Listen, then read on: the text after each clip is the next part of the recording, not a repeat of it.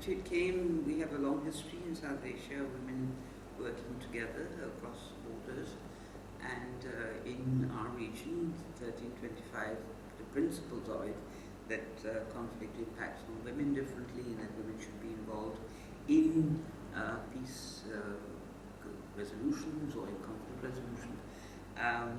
We've had several networks, but in 1996 we specifically started working on this together and formed several organizations. One of them was the South Asian Women for Peace. And we were involved in trying to get the United Nations, because it had accepted for the World Conference of Women, there was a chapter on women and armed conflict. So the UN was recognizing it, and all our states had actually signed it. So using that as a parameter, we were able to move into that area with a certain legitimacy. And we were part of then the international movement towards the United Nations having a particular resolution on women, peace and security. There was a difference between the international processes and ours, to the extent that my own organization, Nasser Resource Center, and the South Asian Women for Peace, we wanted actually the General Assembly to move on it as opposed to the Security Council, because the Security Council is sort of the military wing of the UN, and we also thought that the General Assembly gives a larger ownership, understanding, and not only that, there are then in UN General Assembly resolutions a certain reporting system, etc. At the moment, the UN Security Council resolution is a sort of free-for-all, where countries may or may not accept. So that was our process towards it, and then subsequently trying to work on it. But we have taken the position more that we're concerned about the principles of 1325, but not actually using the UN Council, Security Council resolution. And that is particular in India and in Pakistan, who are taking the stand, the states taking the stand against it, because they don't want the UN to be intervening in our local problem. And certainly as the Pakistani government will say, we don't want UN troops on the ground. So because it's used in those countries that are considered fragile or not stable, etc. In other countries like Nepal, which doesn't have that relationship, or have actually been able to move on it much more. Sri Lanka, for example, again, does not want international troops and international inquiries here. So there is a difference. Bangladesh played a role in 1325 that it was a member, it was the presidency of the Security Council at that time, Ambassador Chaudhry. And I think if Ambassador Chaudhry had not been there, we wouldn't even have had a Security Council resolution, because they were coming from the 1971 experience of what the military does, and they were wanting the apology and reparations and conflict with women. And I do think that even at the UN level, Bangladesh played a major role. So even at the state level. Now in Pakistan, it's operating at different levels. The government of Pakistan, which basically in Pakistan means the general headquarters, the military, does not want us to mention UN Security Council at all. So therefore the government does not want to. It will talk about peace, but sort of is denying that there are conflicts. Nevertheless, there are a lot of conflicts in Pakistan. The other problem that the government of Pakistan takes is that if we have a national plan and say that women should be on the peace table, and then India doesn't, or the United States doesn't, or Afghanistan doesn't, then what are we doing if we're the only ones on the table with women? Internally, where we have conflicts, if it's non-state actors like the Taliban, they certainly are not recognizing 1325. They don't recognize women at all. And then we have national struggles, as in Balochistan, where they say we don't even recognize the state of Pakistan and what it may have agreed to at the UN. So we have nothing to do with the UN Security Council. So there are many layers of it. So there are some women's organizations like ours who in any case wanted the General Assembly, more of a document, a CEDAW type convention on it.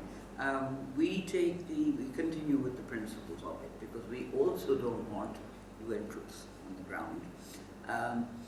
But there are, in the last 10 years, not only have the conflicts grown and internal displacement, etc., there are many conflict areas where we cannot even go. There's a whole culture where women are not meant to be anywhere, let alone at the peace table. But there's also a lot of focus on 1325 and a lot of money coming in, and a lot of international organizations who have come in with the funding and the agenda. So there would be a lot of NGOs that take 1325 and moving towards it. And that's in a way unfortunate, because international projects, when it becomes projectized as opposed to movement, it sort of has this logical framework, and in 1 year you have to do this and so many workshops and whatever. So I don't think, in my own experiences, it's not really going anywhere. It's sort of a lot of activities moving towards or going towards this process. What we have done in our own organization is that over the last, in 2002, we formed the Pakistan, it's called the People's Peace Alliance. And through that, we've been working on what we call the People's Plan of Action on peace and security. The idea is that you engage people, it internalizes within the conflicts.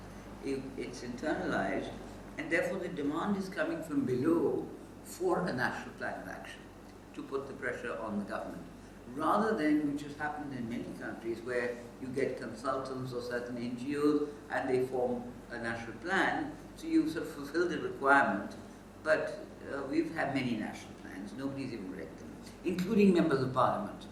So why have something which is sort of not owned by anybody and is just there to look good at the UN level, sort of a top layering? So we've been working since 2002 specifically, sort of working from the bottom up. And the last 2 years, having not only gone to the conflict areas, but actually working on the People's Plan of Action, we've now pulled it together as a plan of action in which roughly about 40,000 people have been engaged in it. And then we continue. I mean, we're still not at the point where we can move with the government. We've also had an election and change of government, and the two political parties that have won, the one majority party, actually want to talk to the Taliban. So we are in a different situation. Earlier, the three political parties in the coalition were the ones saying, unless non-state actors of the Taliban do not agree with the constitution of Pakistan, or with women's rights, or minority rights, or democracy, we're not going to engage with them. This present government is not actually, or present government to be, hasn't been formed yet, is not actually, they want to talk to the Taliban, but they're not making any conditions. That is a fear for us, that how do we lobby with this government, which has this political position, and how do we sort of then intervene in this? So in a way, the challenge will be greater, because there is a pressure to talk to the Taliban, also from international forces. The United States wants to talk to the Taliban in Afghanistan, because they're negotiating with them. Pakistan government and our military has a role in Afghanistan in terms of the Taliban. The Taliban in Pakistan is actually against our own military. So there are 3 types of Taliban, one created by our army, and then one that is fighting the army. And there's therefore confusion actually of whom they're going to talk to and at what level are they going to talk. So this is 1325, but still I don't think that women's groups would go away from the fact that yes, women need to be on the peace group. 1, women are impacted differently from conflict. 2, women should be involved in peace, on the peace table. And 3, transformation processes must be women friendly, and that it mustn't go against the constitutional rights. This would be a position that we take, but layers of it at different levels we would have problems engaging with the actors who are actually involved in the conflict. So it's a difficult one. We are trying at the South Asian level that perhaps to offset also that India and Pakistan take this global position, and Sri Lanka, to some extent Bangladesh, because they don't have a national plan either. that if we can make a people's plan of action for South Asia, then actually we together as the women's movement, even if we don't have a national plan according to UN Security Council resolution, or call it that, nevertheless we have a people's plan of action to jointly put pressure on our governments that women must be. Because where we've been somewhat successful in this is on the Kashmir issue, getting women across the border, the line of control, to go to dialogue with each other and to meet each other. But even there, Kashmiri groups on both sides are dominated by men. So they are not including women on the peace table. So it's a huge challenge. It's very easy to come up with a plan. I mean, many of us could just write one up tomorrow. But the thing is that how do you get people to actually internalize it enough that they move on it in the future, and not in a sort of technical way by how many women are sitting on the table, but they actually bring those experiences and then proceed in the future that is involved in this. At the same time, there are positive elements in the sense that because we have the IDPs, because we've had natural disasters such as the earthquake, the flood, the focus on women's rights within that, even in terms of looking after the women, bringing in the issue, concentrating on women in the IDP camps, etc.